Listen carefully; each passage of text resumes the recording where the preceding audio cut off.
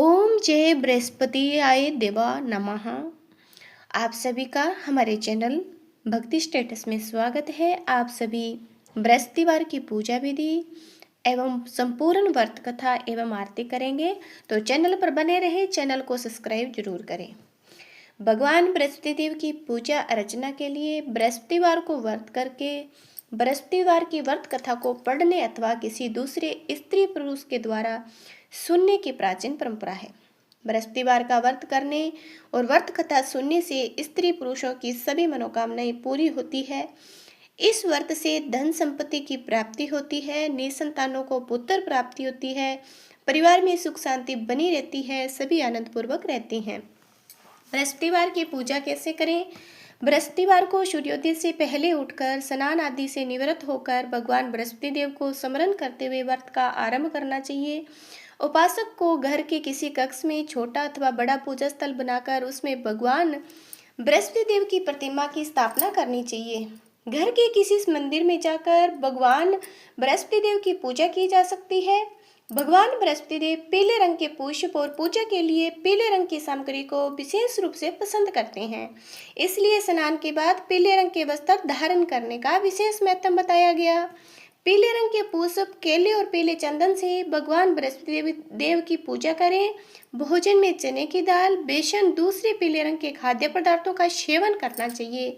व्रत करने वाले पुरुष बृहस्पतिवार को दाढ़ी व सिर के बाल न कटवाएं। पूजा के समय भगवान बृहस्पति देव से जो मनोकामना प्रकट की जाती है वह उस मनोकामना को अवश्य पूरी करते हैं।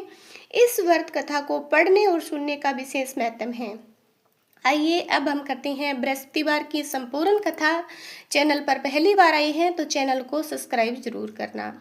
प्राचीन समय की बात है, भारत में एक राजा राज्य करता था। वह बड़ा प्रतापी तथा दानी था। नित्य प्रति मंदिर में भगवत दर्शन करने जाता था। ब्राह्मण और गुरु की सेवा किया करता था। उसके द्वार से कोई भी याचक निराश होकर नहीं लौटता था। वह प्रत्येक गुरुवार को व्रत रखता एवं पूजा करता था।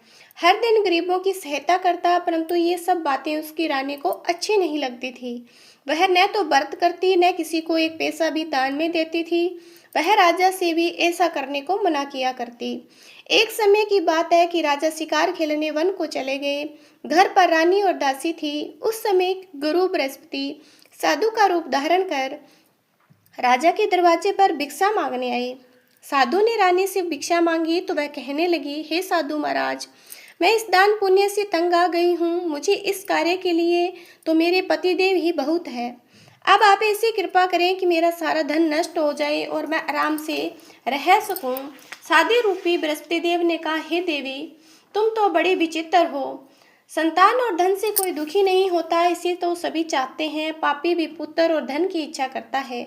अगर तुम्हारे पास धन अधिक है, भूखे मनुष्य को भोजन कराओ, प्यालो लगाओ, ब्राह्मणों को दान दो, धर्मशालाएं बनाओ, कुआं, तालाब, बावड़ी, बाग बगीचे आदि का निर्माण कराओ, निर्धनों की कुंवारी कन्याओं का विवाह करवाओ, साथ ही यज्ञ आदि करो। इस प्रकार के कर्मों से आपके कुल का और आपका नाम परलोक में भी सार्थक होगा एवं तुम्हें स्वर्ग की प्राप्ति होगी। परंतु रानी साधु की इन बातों से खुश नहीं हुई। उसने कहा, हे साधु महाराज, मुझे ऐसे धन की आवश्यकता नहीं जिसको मैं अन्य लोगों में दान देती फिरूं, जिसको रखने और संभालने में मेरा सारा समय नष्ट हो जाए। साधु ने कहा, हे देवी, यदि तुम्हारी ऐसी इच्छा है तो मैं जैसा तुम्हें बताता हूँ तुम वैसा करना। बृहस्पतिवार के दिन घर आंगन को गोबर से लीपना, अपने केसों को पीली मिट्टी से धोना, केसों को धोते समय स्नान करना, राजा से कहना वह हजामत करवाए, भोजन में मांस मंदिरा खाना, कपड़े धोबी की या दुल्हने देना। इस प्रकार 7 बृहस्पतिवार करने से तुम्हारा सारा धन नष्ट हो जाएगा। यह कहकर साधु महाराज रूपी बृहस्पति देव अंतर्ध्यान हो गई। रानी ने साधु के कहने के अनुसार 7 बृहस्पतिवार तक वैसा करने का विचार किया।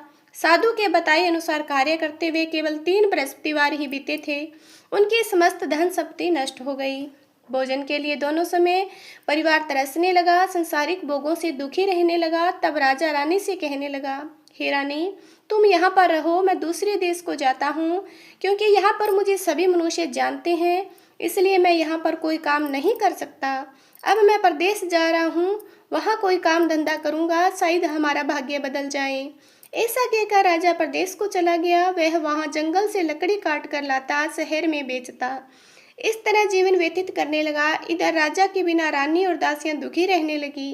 किसी दिन भोजन मिलता और किसी दिन जल पीकर रह जाती। एक समय रानी और दासियों को 7 दिन बिना भोजन के व्यतीत करने पड़े। तो रानी ने अपनी दासी से कहा, हे दासी, यहाँ पास ही नगर में मेरी बहन रहती है, वह बड़ी धनवान है, तो उसके पास जा और वहाँ से 5 सेर बेजर मांग कर ले आ, जिससे कुछ समय के लिए गुजर जाएगा। दासी रानी की बहन के पास गई। रानी की बहन उस समय पूजा कर रही थी। बृहस्पतिवार का दिन था। दासी ने रानी की बहन से कहा, हे रानी, मुझे आपकी बहन ने भेजा है, मुझे 5 सेर बेजर दे दो। दासी ने यह बात अनेक बार कही, परंतु रानी की बहन ने कोई उत्तर नहीं दिया, क्योंकि वह उस समय बृहस्पतिवार की कथा सुन रही थी। तब दासी को रानी की बहन से कोई उत्तर नहीं मिला, तो वह बहुत दुखी हुई, उसे क्रोध आया। वह लौटकर रानी से बोली, हे रानी, आपकी बहन बहुत ही घमंडी है, छोटे लोगों से बात भी नहीं करती। मैंने उससे कहा तो उसने कोई उत्तर नहीं दिया, मैं वापस चली आई। रानी बोली, हे दासी, इसमें उसका कोई दोष नहीं है। जब बुरे दिन आते हैं तब कोई सहारा नहीं देता। अच्छे बुरे का पता विपत्ति में ही लगता है। जो ईश्वर की इच्छा होगी वही होगा। यह सब हमारे भाग्य का दोष है। उधर रानी की बहन ने सोचा, मेरी बहन दासी आई थी परंतु मैं उससे नहीं बोली, इससे वह दुखी हुई होगी। अंतः कथा सुन और भगवान विष्णु का पूजन समाप्त कर अपनी बहन के घर आई और कहने लगी, हे बहन, मैं बृहस्पतिवार का व्रत कर रही थी, तुम्हारी दासी हमारे घर आई थी, परंतु जब तक कथा होती है तब तक हम लोग न उठते हैं न बोलते हैं, इसलिए मैं नहीं बोली। कहो दासी, क्यों आई थी? रानी बोली, बहन, हमारे घर अनाज नहीं था। वैसे तुमसे कोई बात छिपी नहीं है, इस कारण मैंने दासी को तुम्हारे पास 5 सेर बेजर लेने के लिए भेजा था। रानी की बहन बोली, बहन देखो, बृहस्पति भगवान सबकी मनोकामनाएं पूर्ण करते हैं। देखो, शायद तुम्हारे घर में ही अनाज रखा हो। यह सुनकर दासी घर के अंदर गई तो वहां उसे एक गड़ा बेजर का बरा मिल गया। उसे बड़ी हैरानी हुई, क्योंकि उसने एक एक बर्तन देख लिया था। उसने बाहर आकर रानी को बताया। दासी अपनी रानी से कहने लगी, हे रानी, देखो, वैसे हमको सब अन्न नहीं मिलता, हम रोज व्रत करते हैं। अगर इनसे इस व्रत की विधि और कथा पूछ ली जाए तो हम भी कर लिया करेंगे। दासी के कहने पर रानी ने अपनी बहन से बृहस्पतिवार व्रत के बारे में पूछा। उसकी बहन ने बताया, हे रानी, बृहस्पतिवार को सूर्योदय से पहले उठकर स्नान करके बृहस्पतिवार का व्रत करना चाहिए, लेकिन उस दिन सिर नहीं धोना चाहिए। बृहस्पतिवार के व्रत में चने की दाल मुनकों से विष्णु भगवान का केले के वृक्ष की जड़ में पूजन करें, दीपक जलावें।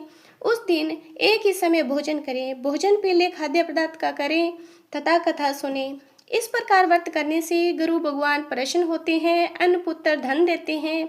इस तरह व्रत और पूजन की विधि बताकर रानी की बहन अपने घर लौट गई। रानी और दासी दोनों ने निश्चय किया कि बृहस्पति देव भगवान का पूजन जरूर करेगी। 7 दिन बाद जब बृहस्पतिवार आया तो उन्होंने व्रत रखा। गुड़साल में जाकर चना और गुड़ भिनाई, उसकी दाल से केले की जड़ में विष्णु भगवान का पूजन किया। अब भोजन कहाँ से आए? दोनों बड़ी दुखी हुई, परंतु उन्होंने व्रत किया था, इस कारण बृहस्पति देव भगवान प्रसन्न थे। एक साधारण व्यक्ति के रूप में 2 थालों में सुंदर पीला भोजन लेकर आए और दासी को देकर बोले, हे दासी, ये भोजन तुम्हारे और रानी के लिए है, तुम दोनों करना। दासी भोजन पाकर बड़ी प्रसन्न हुई और रानी से बोली, रानी जी, भोजन कर लो। रानी को भोजन आने के बारे में कुछ पता नहीं था, इसलिए वह दासी से बोली, जा तू ही भोजन कर, क्योंकि तू हमारी व्यर्थ में हंसी उड़ाती है। दासी बोली, एक व्यक्ति अभी भोजन दे गया। रानी कहने लगी, भोजन तेरे लिए दे गया है, तू ही भोजन कर। दासी ने कहा, वह व्यक्ति हम दोनों के लिए 2 थालों में भोजन दे गया है, इसलिए मैं और आप दोनों ही साथ साथ भोजन करेंगी। फिर दोनों ने गुरु भगवान को नमस्कार कर भगवान भोजन करना प्रारंभ किया। इसके बाद से प्रत्येक बृहस्पतिवार को गुरु भगवान का व्रत और पूजन करने लगी। बृहस्पति भगवान की कृपा से उसके पास धन हो गया, परंतु रानी फिर पहले की तरह आलस्य करने लगी। तब दासी बोली, देखो रानी, तुम पहले भी इस तरह आलस्य करती थी, तुम्हें धन रखने में कष्ट क्यों होता है? इस कारण सभी धन नष्ट हो गया। अब गुरु भगवान की कृपा से धन मिला है तो फिर तुम्हें आलस्य होता है। बड़ी मुसीबतों के बाद हमने यह धन पाया है, इसलिए हमें दान पुण्य करना चाहिए। तुम भूखे मनुष्य को भोजन कराओ, प्यालों लगाओ, ब्राह्मणों को दान दो, कुआं, तालाब, बावड़ी आदि का निर्माण करवाओ, मंदिर पाठशाला बनवा कर दान दो, कुंवारी कन्याओं का विवाह करवाओ, धन को शुभ कार्य में खर्च करो, जिससे तुम्हारा कुल का यश बढ़े, स्वर्ग प्राप्त हो, पितर प्रसन्न हो। दासी की बात मानकर रानी ने इस प्रकार के कर्म करने प्रारंभ किए, जिससे उनका काफी यश फैलने लगा। एक दिन रानी और दासी आपस में विचार करने लगी कि न जाने राजा किस दशा में होंगे, उनकी कोई खोज खबर नहीं। गुरु भगवान से उन्होंने प्रार्थना की और भगवान ने रात्रि में राजा को सपने में कहा, हे राजा उठ, तेरी रानी तुझको याद करती है, अपने देश को लौट जा। राजा प्रातःकाल उठकर जंगल से लकड़ियां काट कर लाने के लिए जंगल की ओर चल पड़ा। जंगल से गुजरते हुए वह सोचने लगा, रानी की गलती से कितने दुख भोगने पड़े, राजपाट छोड़कर उसे जंगल में आकर रहना पड़ा, जंगल से लकड़ियां काटकर उन्हें बेचकर गुजारा करना पड़ा। उसी समय उस जंगल में बृहस्पति देव एक साधु का रूप धारण करके आए और राजा के पास आकर बोले, हे लकड़हारे, तुम इस सुनसान जंगल में किस चिंता में बैठे हो, मुझे बताओ।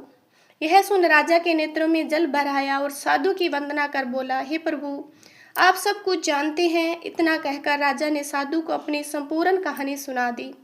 महात्मा तो स्वभाव से ही दयालु होते हैं। राजा से बोले, हे राजा, तुम्हारी पत्नी ने बृहस्पति देव के प्रति अपराध किया था, जिसके कारण तुम्हारी ये दशा हुई। अब तुम किसी प्रकार की चिंता मत करो, भगवान तुम्हें पहले से अधिक धन देंगे। देखो, तुम्हारी पत्नी ने बृहस्पतिवार का व्रत आरंभ कर दिया है।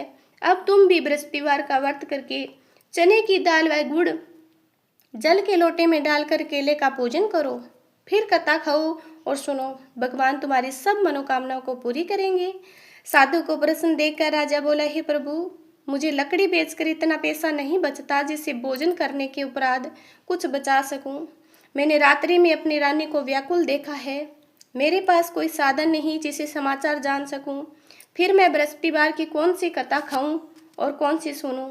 मुझको तो कुछ मालूम नहीं। साधु ने कहा, हे राजा, तुम किसी बात की चिंता मत करो। बृहस्पतिवार के दिन तुम रोजाना की तरह लकड़ियां लेकर शहर में जाओ, तुम्हें रोज से दुगना धन प्राप्त होगा, जिससे तुम भली भांति भोजन कर लोगे।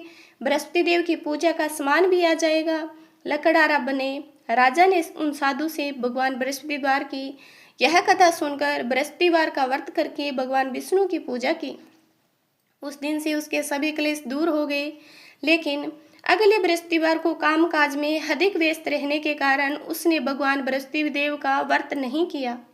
भगवान बृहस्पति देव लकड़हारे पर क्रोधित हो गए और उसे भूल की सजा दी। उस दिन नगर के राजा ने नगर में घोषणा करके सबको सूचित किया, प्रत्येक नागरिक मेरे महल में भोजन करने आए, जो नहीं आएगा उसे अपराधी मानकर भारी दंड दिया जाएगा। लकड़हारा बने राजा ने उस नगर के राजा की घोषणा तो सुनी, लेकिन जंगल से लकड़ी काटकर लाने और उन्हें बेचने में देर हो जाने के कारण वह समय पर महल भोजन करने नहीं पहुंचा। राजा के सैनिक लकड़हारे को पकड़कर महल में ले गए। राजा ने उसे महल के एक कक्ष में बैठकर भोजन करवाया। उस कक्ष में एक खूंटी पर रानी का सोने का हार टंगा हुआ था। लकड़हारा अकेला उस कक्ष में भोजन कर रहा था। तभी उसने एक आश्चर्यजनक घटना घटती देखी। देखते ही देखते वह खूंटी हार को निगल गई। थोड़ी देर के बाद राजा ने हार को गायब देखा। लकड़हारे को कारावास में डलवा दिया। लकड़हारा मन ही मन अपने भाग्य को कोसने लगा। तभी उस जंगल में मिले साधु का स्मरण हो आया। थोड़ी देर में भगवान बृहस्पति देव सन्यासी के रूप में सामने प्रकट हुए और कहा, हे लकड़हारे, तूने भगवान बृहस्पति देव की पूजा नहीं की, इसी कारण तुम्हें कष्ट हुआ है। लेकिन अब चिंता मत करो। बृहस्पतिवार के दिन कारागार के दरवाजे पर तुम्हें कुछ पैसे पड़े हुए मिलेंगे। उन पैसों से भगवान बृहस्पति देव का व्रत करके उनकी पूजा करोगे तो तुम्हारे सब कष्ट दूर हो जाएंगे। बृहस्पतिवार के दिन दरवाजे पर पड़े मिले पैसों से चने और गुड़ मंगवाकर लकड़हारे ने बृहस्पतिवार की कथा कही। भगवान बृहस्पति देव ने प्रसन्न होकर उस नगर के राजा को सपने में लकड़हारे को कारागार से मुक्त करने को कहा। सुबह राजा ने अपने कक्ष में आकर देखा, खूंटी पर रानी का हार टंगा हुआ था। राजा ने लकड़हारे को मुक्त कर दिया और उसे धन और आभूषण देकर विदा किया। लकड़हारा बना राजा उस नगर से चलकर अपने नगर में पहुंचा तो उस नगर में कुएं, धर्मशाला, बाग बगीचे देखकर बहुत प्रसन्न हुआ। राजा ने किसी से पूछा, ये कुएं, धर्मशालाएं किसने बनवाई है? सबने उसे बताया, ये सब रानी और उसकी दासी ने बनवाए हैं। राजा महल में पहुंचा तो रानी ने उनका भव्य स्वागत किया। तब राजा ने निश्चय किया कि सप्ताह में एक बार तो सभी को बृहस्पति देव का व्रत तथा पूजा करते हैं, परंतु मैं प्रतिदिन व्रत किया करूंगा और दिन में 3 बार कथा कहा करूंगा। अब राजा हर समय दुसाले में चने की दाल बांधे रहता और दिन में 3 बार बृहस्पतिवार की कथा कहता। कुछ दिनों के बाद राजा अपनी बहन की याद आई। एक दिन घोड़े पर सवार होकर राजा अपनी बहन से मिलने चल दिया। अभी राजा नगर के बाहर ही पहुंचा था कि कुछ लोगों को एक शव ले जाते हुए देखा। राजा को याद आया कि आज उसने किसी को बृहस्पतिवार की व्रत कथा नहीं सुनाई। राजा ने उन लोगों को रोककर कहा, भाइयों, आप सबको ले जाने से पहले मुझे बृहस्पतिवार की कथा सुन लें। लोगों ने राजा पर क्रोधित होते हुए कहा, तुम पागल तो नहीं हो? लेकिन कुछ बड़े बूढ़े लोगों ने कहा, अच्छा भाई, साथ में चलते चलते तुम अपनी कथा भी सुना लो। राजा ने चलते हुए आधी कथा ही सुनाई थी। सब हिलने लगा। राजा की पूरी कथा सुनाते ही सब उठकर बैठ गया। लोगों ने हैरानी से दांतों तले उंगली दबाई और अगले बृहस्पतिवार से भगवान बृहस्पति देव का व्रत करने व कथा सुनने का निश्चय कर लिया। अब घोड़े पर सवार राजा चलते हुए किसान के पास पहुंचा। किसान अपने खेत में हल चला रहा था। राजा ने कहा, अरे भाई, मुझे से बृहस्पतिवार की कथा सुन लो।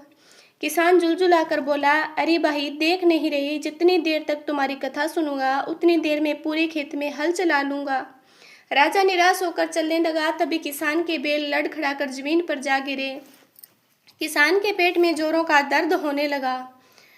उस किसान की पत्नी जब खाना लेकर आई तो किसान से इस बारे में पूछा। किसान ने घुड़सवार की पूरी कहानी बताई। किसान की पत्नी दौड़ती हुई राजा के पास आकर पहुंची और हाथ जोड़कर बोली, भैया, मैं तुम्हारी कथा सुनने को तैयार हूँ। राजा ने उसके साथ खेत में पहुंचकर बृहस्पतिवार की कथा सुनाई। तभी बैल उठकर खड़े हो गए। किसान के पेट का दर्द भी तुरंत ठीक हो गया। राजा अपनी बहन के घर पहुंचा तो उसकी बहुत आवभगत हुई। अगले दिन सुबह उठकर राजा ने देखा घर के सभी लोग भोजन कर रहे हैं। किसी भूखे को बृहस्पतिवार की कथा सुनाए बिना राजा भोजन नहीं करता। उसने बहन से कहा, बहन, क्या घर में कोई ऐसा व्यक्ति है जिसने अभी तक भोजन न किया हो?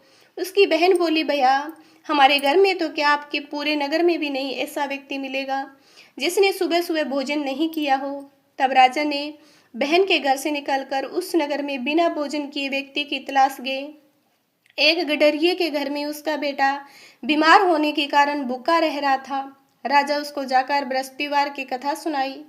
कथा सुनते सुनते गडरिया का बीमार बेटा बिल्कुल ठीक हो गया। सबने राजा की बहुत ही प्रशंसा की। एक दिन राजा ने अपनी बहन से कहा, बहन, अब हमें अपने घर जाना चाहते हैं, तुम भी हमारे साथ चलो, कुछ दिन वहां रहकर लौट आना। राजा की बहन ने अपनी सास से पूछा तो सास ने ताने देते हुए कहा, बहू, मायके जाना हो तो अकेली जाना, मेरे पोतों को नहीं लेके जाना। तुम्हारे भाई के कोई संतान नहीं है, कहीं तुम्हारी भाभी मेरे पोतों पे कोई जादू टोना न कर दे। दूसरे कक्ष में बहन की सास की बातें सुनकर राजा दुखी मन से अकेला ही अपने नगर लौट गया। रानी ने राजा से कहा, आप तो अपनी बहन को साथ लाने की बात कहकर गए थे, फिर बहन को साथ क्यों नहीं लाए? तब राजा दुखी होते हुए कहा, रानी, हम निसंतान हैं, इसलिए कोई हमारे घर आना पसंद नहीं करता। रानी ने राजा को समझाया, हे प्राणनाथ, हम बृहस्पति देव ने सब कुछ दिया है, अब भगवान बृहस्पति देव हमें संतान भी अवश्य देंगे। बृहस्पतिवार को विधिवत व्रत करते हुए राजा रानी ने भगवान बृहस्पति देव से संतान के लिए प्रार्थना की। कुछ दिनों के बाद उन्होंने सपने में दर्शन देते हुए कहा, हे राजन, तेरी मनोकामना अवश्य पूरी होगी। 1 सप्ताह बाद ही रानी गर्भवती हो गई। 10वें महीने रानी ने एक सुंदर पुत्र को जन्म दिया। राजा रानी जीवन पर्यंत बृहस्पतिवार का व्रत करते रहे। उनके घर में धन की वर्षा होती रही। इस तरह आनंद पूर्वक जीवन यापन करते हुए राजा रानी भगवान बृहस्पति देव की अनुकंपा से मोक्ष को प्राप्त करके सीधे वैकुंठ धाम पहुंच गए। बृहस्पतिवार को विधिवत व्रत करके जो स्त्री पुरुष भगवान विष्णु की पूजा करते हैं, भगवान उनकी सभी मनोकामनाएं पूर्ण करते हैं। आइए अब हम करते हैं बृहस्पति देव की संपूर्ण आरती और कमेंट में हर हर महादेव, ओम बृहस्पतियाय नमः जरूर लिखना। जय बृहस्पति देवा, ओम जय बृहस्पति देवा, छिन छिन भोग लगाऊं कदली फल मेवा।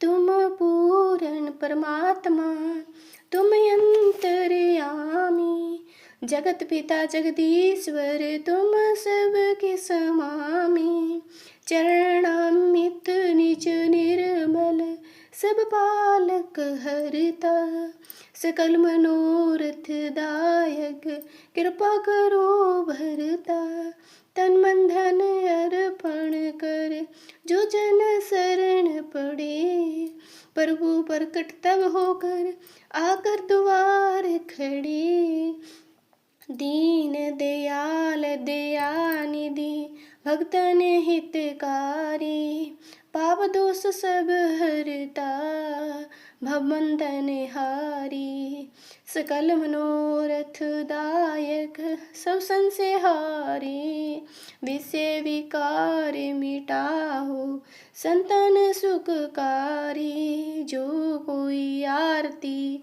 तेरी प्रेम सहित गावे, जेठानंद आनंद सो निश्चय फल पावे। ओम जय बृहस्पति देवा, ओम जय बृहस्पति देवा। तो आप सभी भक्तजन हमारी कमेंट में जरूर ओम जय बृहस्पति देवा लिखना और चैनल को सब्सक्राइब करना ऐसी कथा को सुनने के लिए।